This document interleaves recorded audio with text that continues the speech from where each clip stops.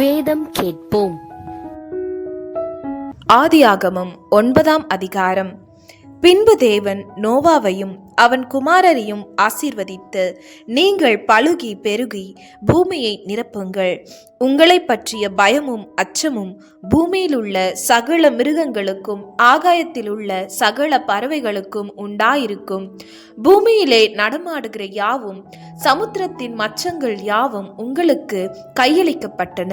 நடமாடுகிற ஜீவ ஜந்துக்கள் யாவும் உங்களுக்கு ஆகாரமாய் இருப்பதாக. பசும் பூண்டுகளை உங்களுக்கு தந்தது போல அவைகள் எல்லாவற்றையும் உங்களுக்கு தந்தேன். மாம்சத்தை அதன் உயிராகிய இரத்தத்தோடே புசிக்க வேண்டாம். உங்களுக்கு உயிராய் இருக்கிற உங்கள் இரத்தத்திற்காக பழி வாங்குவேன். சகல ஜீவ ஜந்துக்களிடத்திலும் மனுஷனிடத்திலும் பழி வாங்குவேன். மனுஷனுடைய உயிருக்காக அவனவன் சகோதரனிடத்தில் பழி வாங்குவேன்.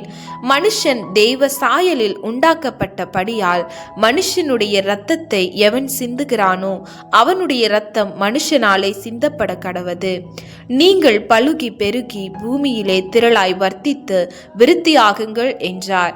பின்னும் தேவன் நோவாவையும் அவன் குமாரரையும் நோக்கி, நான் உங்களோடும் உங்களுக்கு பின்வரும் உங்கள் சந்ததியோடும் உங்களோடே பேழையிலிருந்து புறப்பட்ட சகல ஜீவ ஜந்துக்கள் முதல் இனி பூமியில் உண்டாக போகிற சகல ஜீவ ஜந்துக்கள் பரியந்தம் பறவைகளோடும் நாட்டு மிருகங்களோடும் உங்களிடத்தில் இருக்கிற பூமியில் உள்ள சகல காட்டு மிருகங்களோடும் என் உடன்படிக்கையை ஏற்படுத்துகிறேன். இனி மாம்சமானவைகள் எல்லாம் ஜலப்பிரளயத்தினால் சங்கரிக்கப்படுவதில்லை என்றும் பூமியை அழிக்க இனி ஜலப்பிரளயம் உண்டாவதில்லை என்றும் உங்களோடே என் உடன்படிக்கையை ஏற்படுத்துகிறேன் என்றார். அன்றியும் தேவன் எனக்கும் உங்களுக்கும் உங்களிடத்தில் இருக்கும் சகல ஜீவ ஜந்துக்களுக்கும் நித்திய தலைமுறைகளுக்கென்று நான் செய்கிற உடன்படிக்கையின் அடையாளமாக நான் என் வில்லை மேகத்தில் வைத்தேன்.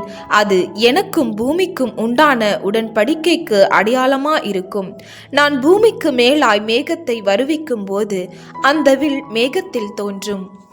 அப்பொழுது எல்லா மாம்ச ஜீவன்களையும் அழிக்க இனி ஜலமானது பிரளயமாய் பெருகாதபடிக்கு எனக்கும் உங்களுக்கும் மாம்சமான சகல ஜீவ ஜந்துக்களுக்கும் உண்டான என் உடன்படிக்கையை நினைவு கூறுவேன்.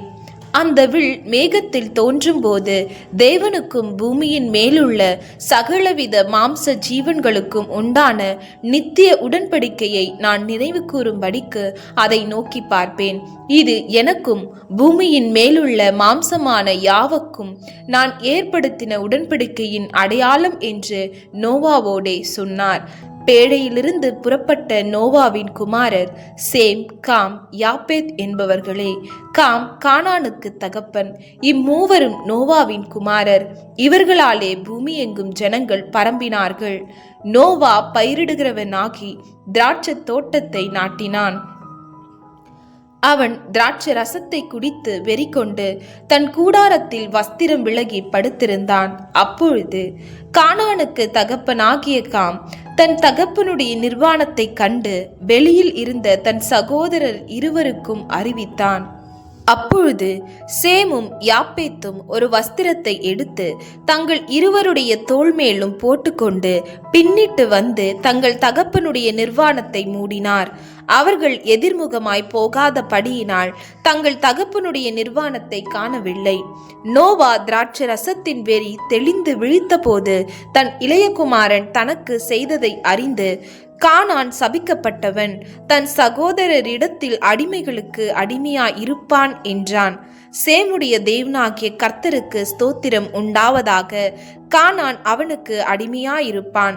யாப்பேத்தை தேவன் விருத்தியாக்குவார். அவன் சேமுடைய கூடாரங்களில் குடியிருப்பான். கானான் அவனுக்கு அடிமையாயிருப்பான் என்றார். ஜலப்பிரளயத்துக்கு பின்பு நோவா 350 வருஷம் உயிரோடு இருந்தான். நோவாவின் நாட்கள் எல்லாம் 950 வருஷம். அவன் மரித்தான்.